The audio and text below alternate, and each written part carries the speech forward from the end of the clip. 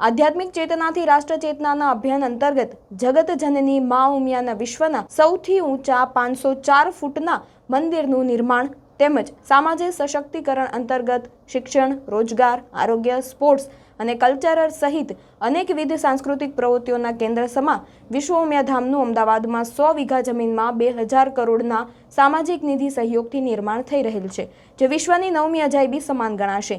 જ્યારે ઐતિહાસિક મા ઉમિયાધામના મંદિરનો ગગન વિહાર 1551 ધર્મસ્તંભ ઉપર આકાર લઈ રહેલ છે, જેનું રાફ્ટ કાસ્ટિંગ સતત 3 દિવસ અર્થાત 72 કલાક સુધીમાં ભરવામાં આવી રહ્યો છે, જે ધાર્મિક ક્ષેત્રે વિશ્વનો સૌથી મોટો અને ભારતમાં પ્રથમવાર સૌથી મોટા રાફ્ટ ગણાશે।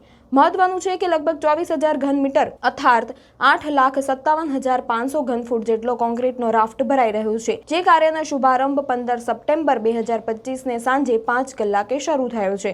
હવે 15, 16, 17, 18 સપ્ટેમ્બર 2025 સુધી આ કાર્ય શરૂ રહેશે। આ અંગે વાત કરતા વિશ્વ ઉમિયાધામના પ્રમુખ શ્રી આર.પી. પટેલ જણાવે છે કે વિશ્વ ઉમિયાધામ માત્ર પાટીદારોનું જ નહીં પરંતુ સનાતન ધર્મનું પ્રતીક છે। આ સર્વ સમાજનું ધામ છે।